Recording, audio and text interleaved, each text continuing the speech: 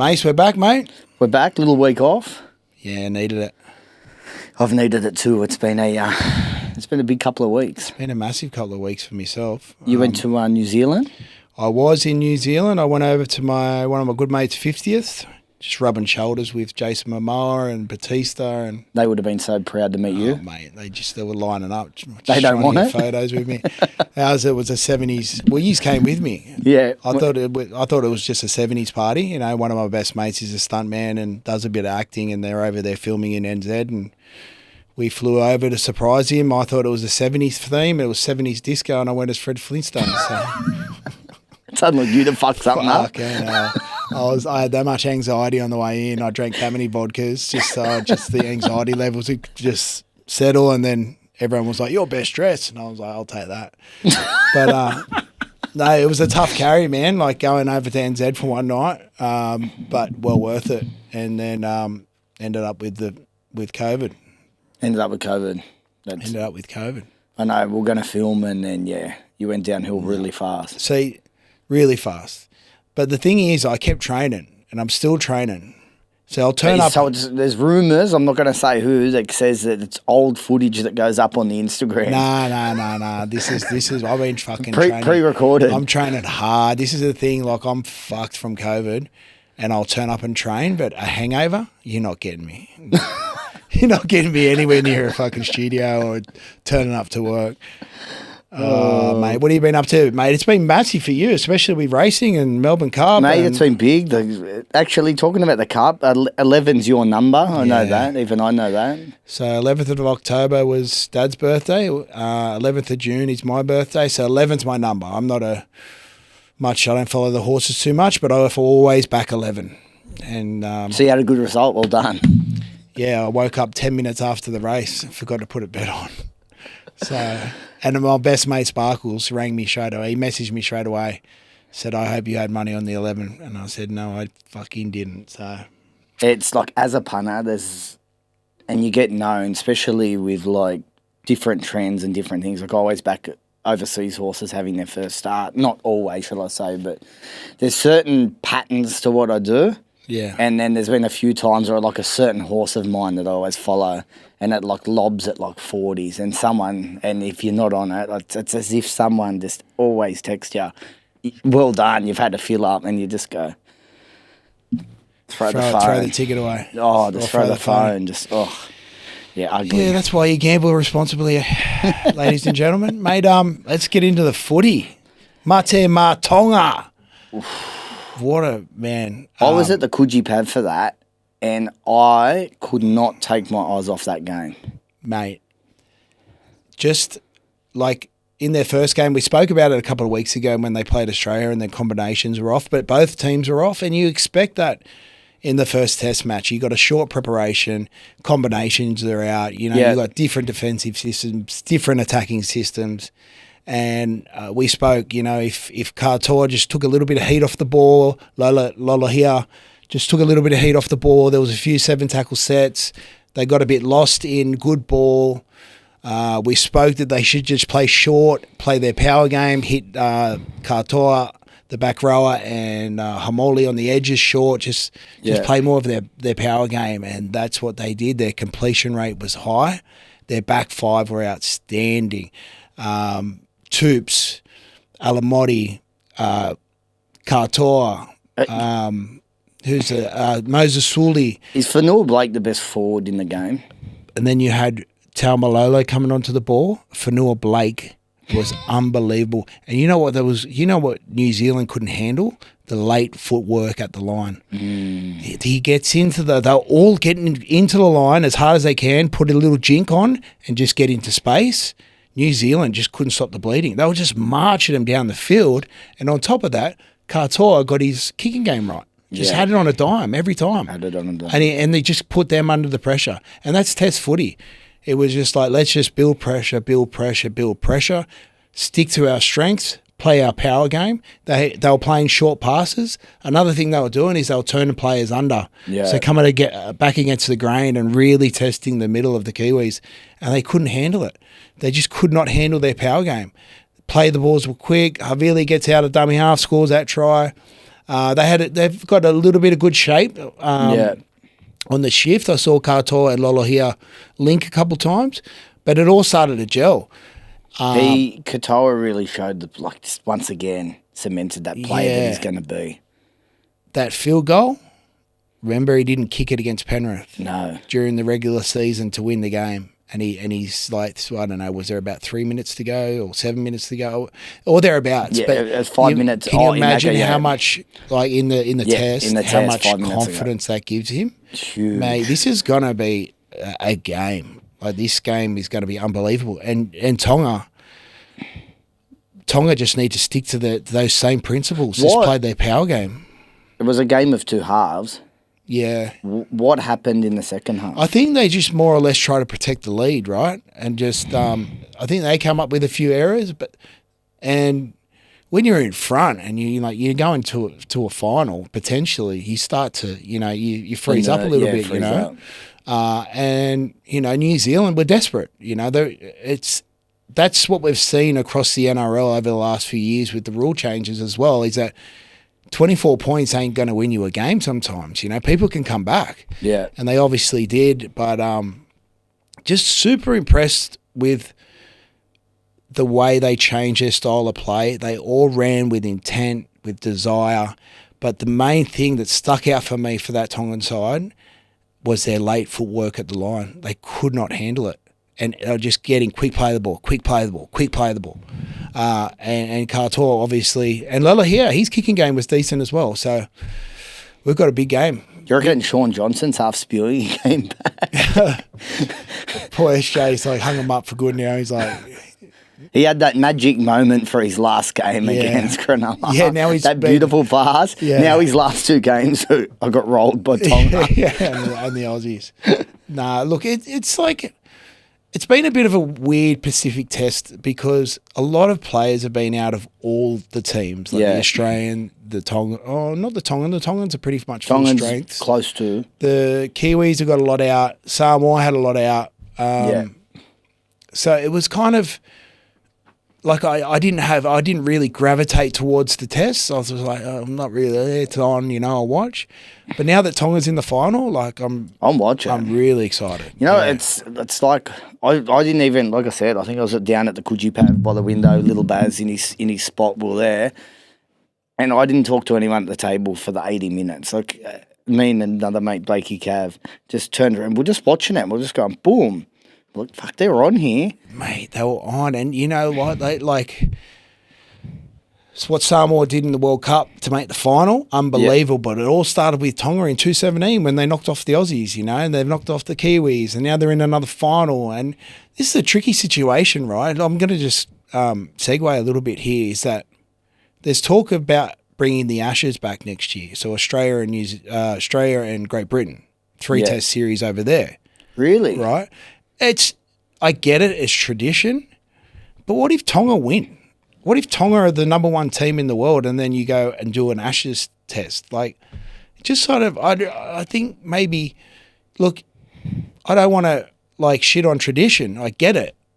But if Tonga win, it takes so much shine off the Ashes. It's like the best team in the world isn't playing. And, you got to, I just don't know why. And there's probably a reason behind it, but it has to be like the Six Nations in rugby union. You got to have Tonga, you got to have Samoa, you got to have New Zealand, you got to have England, you got to have Australia. The 5 teams, respectfully, the Cooks, PNG, and Fiji are just that lower tier. Yeah. They're not ready. They're not ready yet. They're not ready for that. So those 5 teams, like a 5-team tournament, would be great. And again, just to go just to quickly touch on Samoa as well. Disappointing, but really proud of the guys that put on the Samoan jersey for the first time. Yeah. They had very minimal preparation.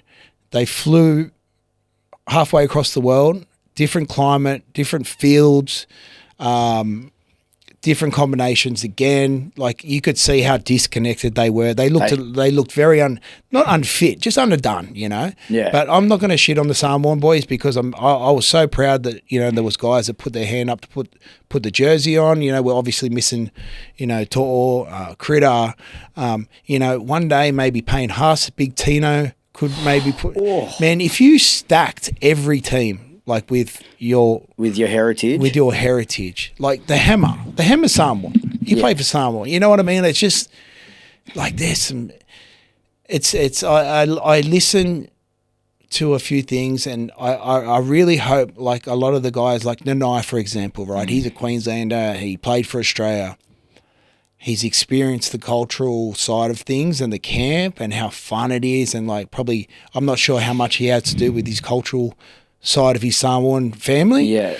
But sometimes the money, like for playing for Australia, it doesn't equate to the feeling of tradition and representing your family. So and that's it. Like that's a tricky one, and for you, I don't think anyone can ever judge that, because at the end of the day, these guys play. People have. Well, like, they do. But well, the issue is, most of these guys are lucky to play for 10 years.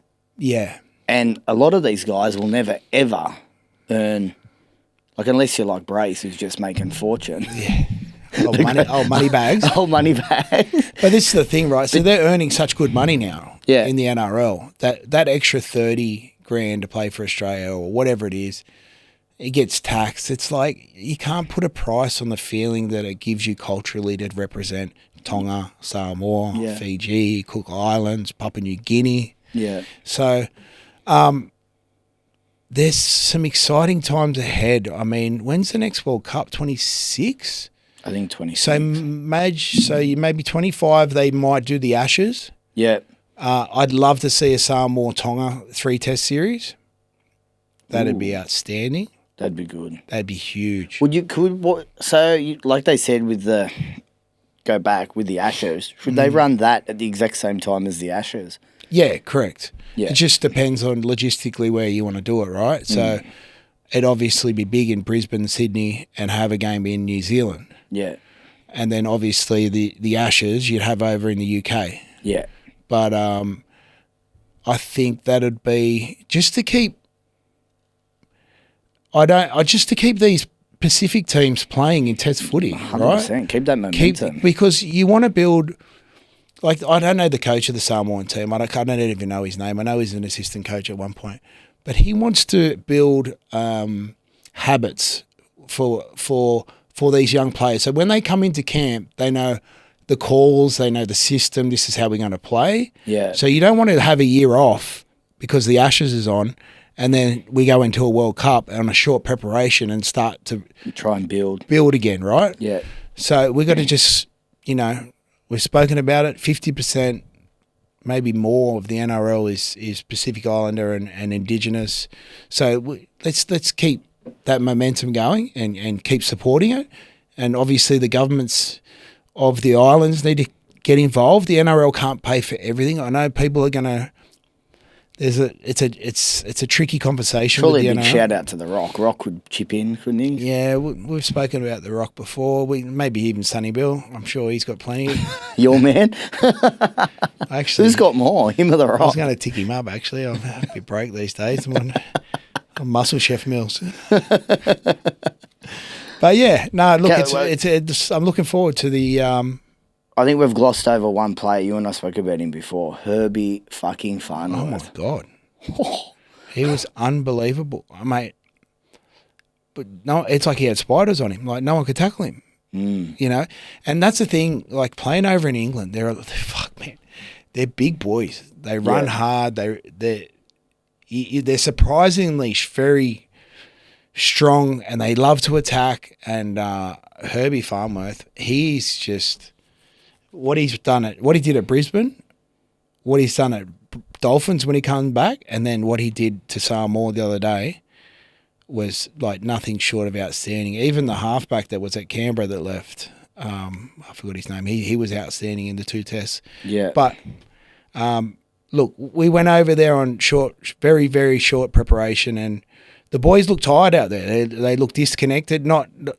Like defensively, you could tell, like for example, I'll just give you one example. I was looking at the defensive line and I could see how the Penrith boys were defending. Tunga would get up, Luai would get up, and then there would be someone sitting back, and then it was just whatever you're used to in a different defensive system. Penrith line speed and there's other line speed. Yeah. Look, where the fuck is everyone? We needed more Penrith. We needed Critter. Even though he's at the Dogs now, we needed To'o. Yeah. It's either that or they need to learn. We're having a rest here. We just move up slowly. We need Leota to pledge his allegiance to Samoa. You got Tino and Payne Huss far out. That's the Samoan team right there. Fuck. And you assistant coach?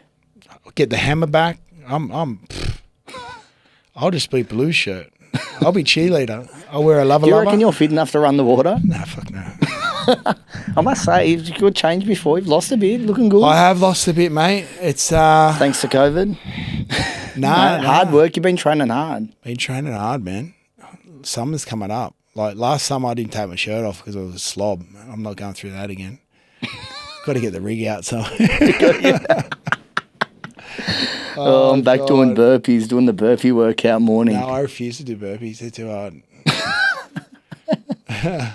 All right, let's have a quick look at the preview, and then I think we should talk about some of the player changes and player movements that are going around, and some talk with that. Yeah, look, just in terms of the preview, I think nothing much changes for either side, really. You know, like Tonga's coming with a power game. Yeah, I'd be hitting my back rowers early. I'd be having my front. I'd be just flooding the middle. Fanua Blake, Taumalolo, Hamoli, Katoa. I'd be playing players against the grain, turning players under, flooding the middle, flood the middle, hit short. You'll get your opportunities out the back. Lehigh Hopewadi's been playing great as well. Like he's not the biggest kid. Yeah. But nothing much changes. Like it's going to come down to the back five for the Tongan side to get them on the front foot, and then have those boys flood the middle, and they're going to be very hard to beat. I thought the Aussies struggled against them in the first half of the first game. Yeah, it was just that little bit of clunkiness in cohesion for both sides. So if Tonga start and get a high completion rate and a good kicking game, and just don't let the pressure get to them, this is going to be.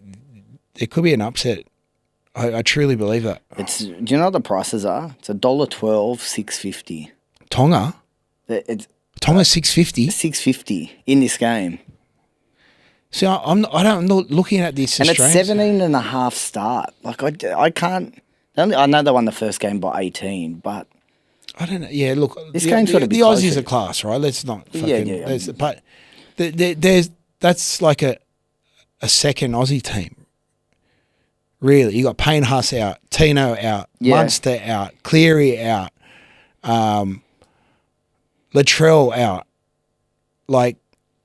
And no, that's not. I'm not being disrespectful, but there are so many in that jersey. I just think this is an Australian team that can be beaten by this Tongan side. I don't have my Pacific hat on right now. I'm proudly Australian. You look at the first game, as you said, they struggled a bit in the first half. Class got Australia home in the second half. Yeah.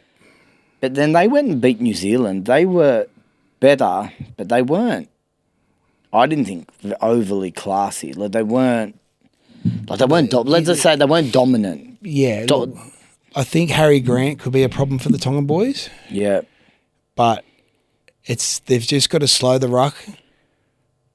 And just be Tongan, be those big, powerful, skillful, good footwork players, and everything will happen at the back end of the game if you just arm wrestle. But the Australians, like Harry Grant, would be someone that they need to watch because he'll take any opportunity. You know, you get someone on the ground at marker, or someone lazy in the defensive line, he's gone, and then it creates momentum. You get the ball to Turbo or Hammer early. Yeah, that's an issue. They've got a lot of strike. They've got strike. Before this started, we said Mitchell Moses needs to stand up, and if you look at all the player ratings after the game, there's been a lot of talk that he hasn't been the one to stand up in either of the games. I don't look too much into the player ratings. He wouldn't be in the side if he wasn't class. Yeah, maybe he hasn't. It's just been such a short preparation for everyone, and for him to come back from an injury, he's class. I'm a huge fan. And that having a week off and that extra bit of training, that little bit of extra cohesion, I personally didn't like having a week's off, like a bye. I'd always feel like shit the week after. I just want to keep playing, and that's where I think Tonga can maybe take advantage. Yeah. Because they're still, they might be a little bit sore, but then you sort of like you get your second wind a little bit quicker. When you get that week off, like it's like that zap to the system where you go, oh fuck, well, I'm back playing footy again, you know. But that could be just one of my little mental issues that I had when I was playing. One of many. I was going to say, how many have we got? Got a few. Hey, Tommy Gunn. Tommy Gunn's just looking huge, isn't he? Oh, fuck, you look jacked, man. He's big Tommy. Big Tommy Gunn. Behind the can. We've got a Sada at the front. Tommy's just legged it through the back door. Just pissing this cup. The cup would melt. Well, I think New Zealand play Papua New Guinea. They're $1.07. I think Sean Johnson might get his swan song finally. I wouldn't want to play the Comores, man. They hit so hard. They hit so fucking hard, man. Oh, anyway. Where are they playing that one? Ooh, New Zealand. Fuck, can you imagine if it was in Port Moresby? Oh. I've played there against the Comores, and then I went and watched Papua New Guinea and Wales because I was doing charity work up in New Ireland, up in Kavieng, and then we went to a World Cup game. Zero shade. I think the skin on my forehead just melted straight off. I was that hot, mate. It's like another level of hot. Oh, Townsville's awful. You go to Moresby and play. Mate, Tommy Gunn would be fucked. He'd have to be covering himself in that much zinc. You'd have to play in what's a full ski mask and everything. What else we got? Transfers. All right, let's go and have a look at some of the transfers. So it's just been reported that Gutho has inked or is inking the deal with the Dragons. 6 or 1, you reckon? I believe they're saying 1 at this point. I rate Sloan, but I think he's got a lot of work. Do you think Gutho goes there, so he's got a lot of work? Where does he do the work? In reserve grade or on the wing? Yeah, I'm not sure. No, maybe on the wing. Zach's gone, so you could put him on the wing. He's got a lot of errors in him. Defensively, he's a target. So if you know what ghosting means, especially in try-line D, when he is ghosting, which means he'll be a fake defender at A, so then he can get off and follow the ball. I was familiar with ghosting. I ghosted my whole defensive career. Yeah, like Peter Sterling. They called you Peter Sterling just in the back of it. Mate, that was like Cooper Cronk in the 2018 grand final. When he ghosts, a lot of teams target him and they barge over him and score.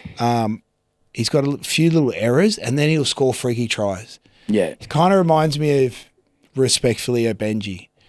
Benji would make 10 errors but do something that was just fucking amazing and everyone would forget about the other 10 errors. Yeah. And I say that so respectfully. I didn't have the skill level anywhere near it, but I'm just trying to give you an example. I think Benji, yeah. No, not Benji. I'm just trying to give you an example. No, I get it. They'll make 10 errors and then the average fan will just remember that one amazing play that most players can't do, right? And that's where I think he needs to get more consistency in his game, and that's where I think Gutho will bring consistency to the Dragons. He'll get the number 1 spot, or he has a pre-season with Tommy Gunn and beefs up a bit. Yeah, if he doesn't get fucking drug tested. So yeah, look, I like Gutho there. I do. Do you like Gutho there? I do. And Sloan to the wing. But this is the thing, right? This is where the game's changing. Is your back 5 is so important. But that's the thing. He's not going to be taking hit ups for you. Like now, a lot of your wingers now are taking hit ups. He'll take hit ups, but he might get fucking ragdolled. You know, so you need these big wingers that are just going to get you on the front foot, find some space. I don't know. It's a tough situation. I think Dragons are missing someone like a Gutherson, if that makes sense. You know, like experience. Good leader, good talker. Well, they're going to probably... Effort, you know. Obviously, and we'll get to him, but I've just gone blank. What's the 5'8's name? A half? Hunt. So, like, there's a massive amount of experience leaving there. Let's just talk about Hunt. Well, just one sec. There's talks that Damien Cook, could play 13, be a running 13, with Liddell to stay at hooker. Again, that's just the way the game's changing. 13s are more... 13, well, back in the 80s was like your Wayne Pearce, just there to tackle. 90s, similar. Then you had your Brad Clyde, who was like ball playing, and then... Yeah, the second 5'8" style sort of player. Yeah, and then 13, like... Your 13 now is just like another half, really. It's like your third half, like a Yo or a Radley. Well, Radley was there, or Ken Murray. I don't mind that. You know, is it Liddell that's number 9 Liddell's now? the number 9 at the moment. Cool. He's got good leg speed. Great leg speed. Not as quick as what he once was, but he's still very fast. I'm sure he'd beat you in a race. Running backwards. Running backwards.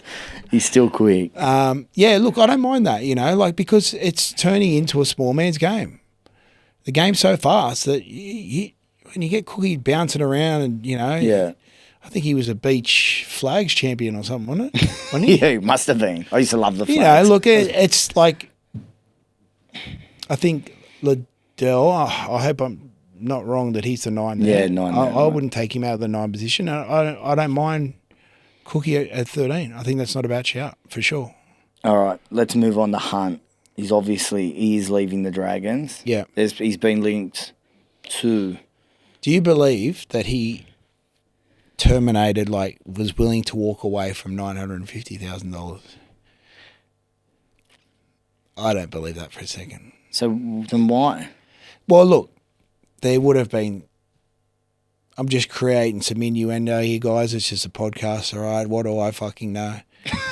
But to go, all right, I'm that willing to leave this club that I'll terminate my contract, $950,000, go on, done. I'll go find another club. There would have been some little side deal done somewhere. So... Anyway, let's move on from that. I I don't even want to start that shit. So then, at the start of the year, I want to leave. Then, I want to stay. To now, he's like, I want to leave. What's happened again? I don't think... I think he's always wanted to leave since Griffin left, you know? And look, without going too much into that, like, where's he going? Well, where do you go now? Like... So they're saying Brisbane, potentially. Yep. Roosters, potentially. Yep. Well, he's saying compassionate grounds, right? He wants to go home. So why would he go to the Roosters? I don't think he's built for Sydney. I think the best fit for him, well, he wants to win a comp for starters.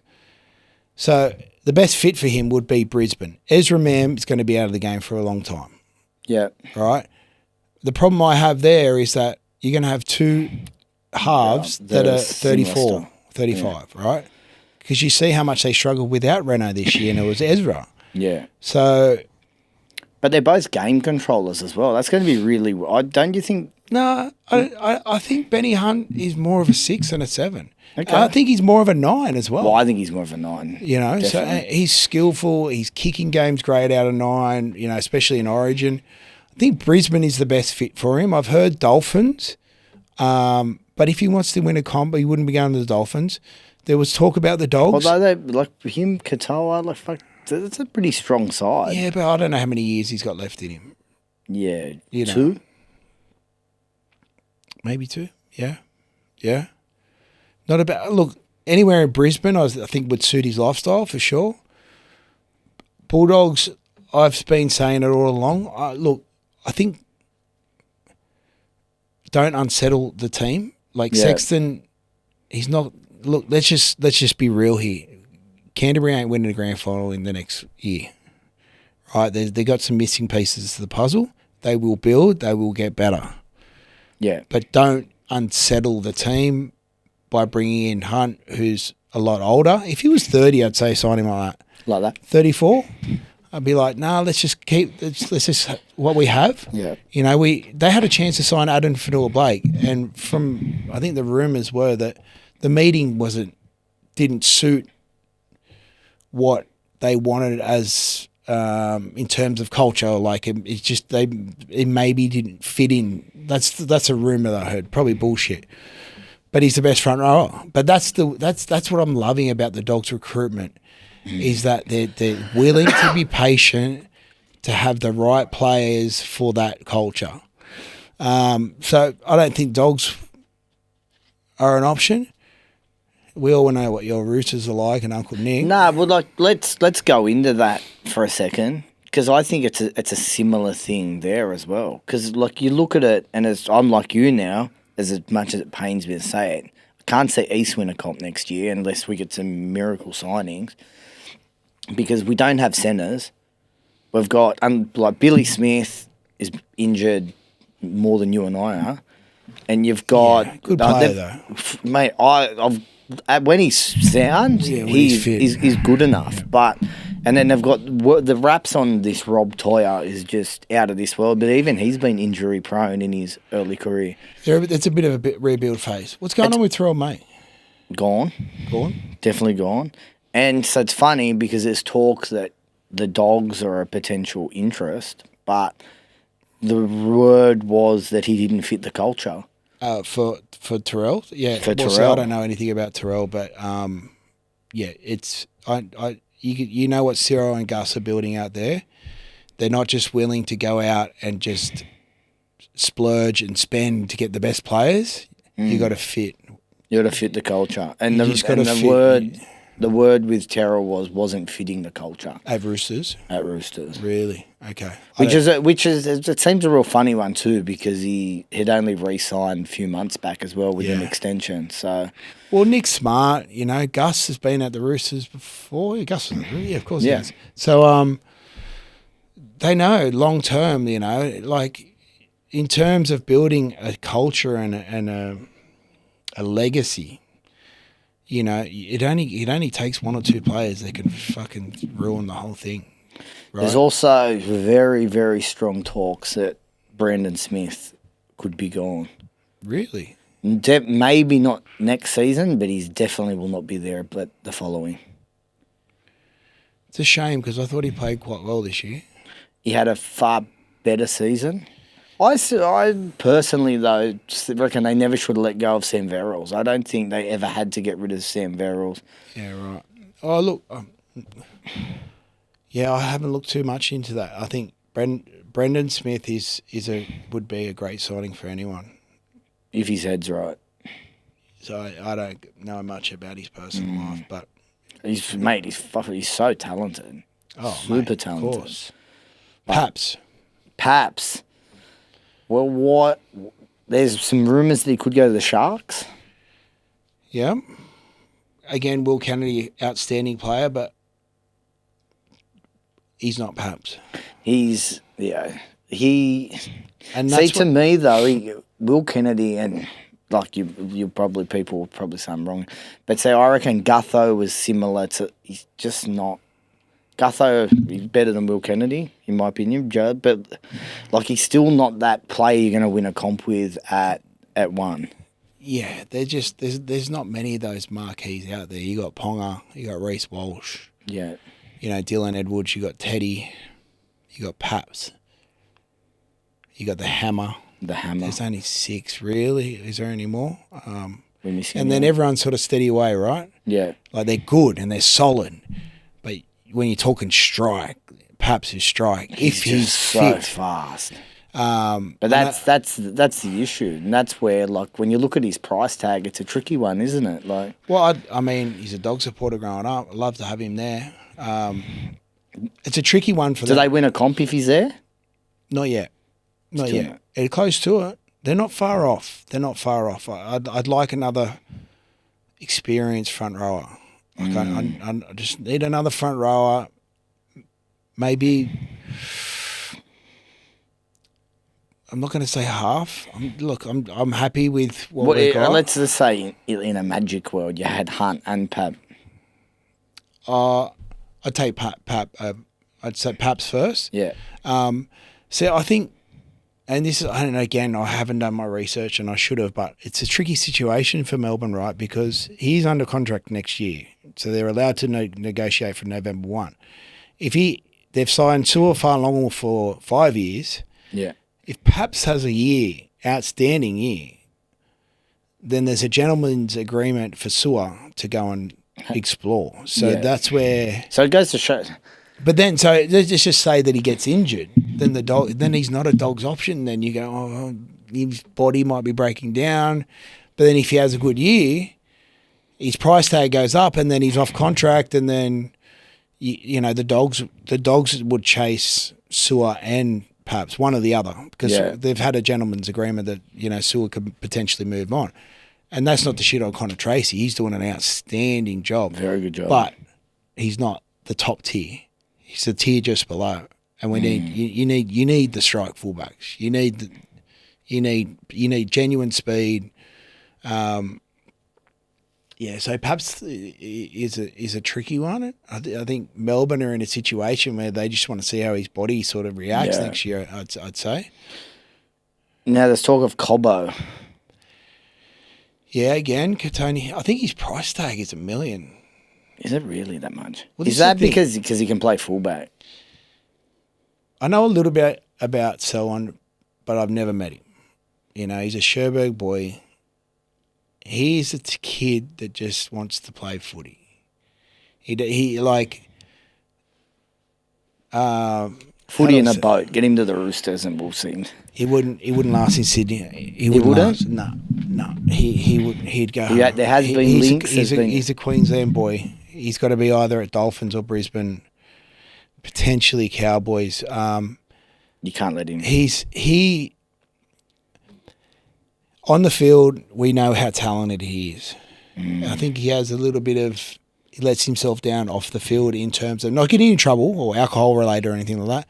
Might turn up late 5 minutes here and there, just not. A few minor discipline issues. Not even discipline, just being young. Daisy, man. Yeah. Like, I'm a kid from the Mish, from Sherbrooke, and then, if I want to go down to training 5 minutes late, I'll be 5 minutes late, but I'm still going to turn up. That's the thing, That's the mentality. He's someone, and unfortunately in the professional lifestyle of an athlete, you got to fall into line. Yeah. And again, this is like rumour and innuendo. I know Willie Tonga's close to him. Like, Tong loves him, and I love him because I remember when he first came on the scene, I was saying, Tong, this kid is special. He goes, yeah, he's a good kid. Oh, mate, he's so good. He's so good. What's he like? He's a good kid. He's quiet, but, he just plays footy because he plays footy. Yeah. It's not like, I love this game. It's just, I can do it, So I hope he stays up there. Sydney's not good. For a kid from up there, especially Sherbrooke, Sydney ain't the place for him. So I don't know what's going to happen. They'll probably keep Katoni, but they're going to lose one of them. So they reckon they will keep Katoni over him? I think they'll keep Katoni. Why? I think with the laxy daisy kind of attitude, and I don't know how he's going to go under a militant coach like Madge. That could drive him out of there. That laxy daisy don't flow with Madge. No. It does not flow with anyone. But it's not. Have you got PTSD? You know what? It's just his nature. He's just it's just it's just, you know what? He's not a bad person. It's just like. Yeah, do you see Inglis in him at times? Like sometimes the way he moves. Just the way he moves. He's like. It reminds me of someone that could sleep through an alarm when it's right next to their head. Guys like going next to your head and you just sleep through it. Like I always wake up before the alarm because I can, you got anxiety. That anger. But he's like, I remember Jacob Loco, a kid I play with at Para. I could tell this story. It's so good. He kept getting in trouble for coming to training late. And I'm like, bro, he lives next door to the stadium. And I'm like, how the fuck are you late? He goes, I don't hear my alarm. I said, what do you mean? How can you not hear the alarm? And then I'm sure I witnessed that he fell asleep at training, in between sessions, and the alarm was going off his head, next to his head, and he didn't fucking budge. And I was like, what the fuck? So what he did, so he wouldn't get in trouble, he took his fucking pillow and sleeping bag down to training and would sleep at the front gate so he wouldn't be late for training. I swear to God. There's no word of a lie at Para. because he'd sleep through his alarm. He went, fuck it, I'm taking a sleeping bag and pillow, and slipped to the front gate. He said, what, outside? Outside the stadium. So he knew that once he got people rocked up the train, and if the alarm was going off next to his head, at least he was at train and they could just pick him up and walk him in. Fucking hell. How long did he do that for? Oh, I don't know. Fuck, that's just a big Fijian. He's Fijian Tongan, just sleeping, just in that deep realm sleep. What a legend. That's one way of solving a problem. He's just sleep at the stadium. Fuck me, Can't dead. be late. Now, one other question. Lomax. He's got this burning desire to be a centre, yet he's arguably one of the best wingers in the game. Yeah. Depends, like... it depends on the longevity of, like, your footballing career now, because wingers are fucking taking a lot of carries, man. Like, Yeah. wingers are doing a lot of work. And if he's just saying, I want to play centre because I want the ball more, it's the other way around. The wingers are getting the ball more now. Yeah. Look, it's a fucking tricky situation. Like, he's worth, even if he's on the wing and he's on the 850 and the high, wingers are on 650, he's worth the 850. He's a goal kicker. He's got a drop goal. He's good under the high ball. His effort areas are amazing. He'll always take a tough carry. So Parrott's going to be missing that by putting him in the centres, because he'll get back behind the ball and have a carry, but his involvement won't be as much as playing on the wing. Yeah. And look, that's a decision for Riles. Look, test it. You gotta test. Even if he plays centre, he'll still be the incumbent winger for the New South Wales side and the Australian, right? So, but I think at the same time, though, I reckon if you're picking, I love picking players in their positions that they play. I know there's ones that well, don't. you got to sometimes you like pick Turbo in the centres. Well, that's I know we do back in the centres, and so I guess it does work. It does work. Riles, got some. He's got some work to do. He's definitely got some work to do. Well, I think, is that a wrap? That's a wrap. We made it. Back. We made it. We made it. Fuck. Don't forget to like and subscribe, fam. What are you prepared to lose today? Set a deposit limit. For free and confidential support, call the number on the screen or visit the website.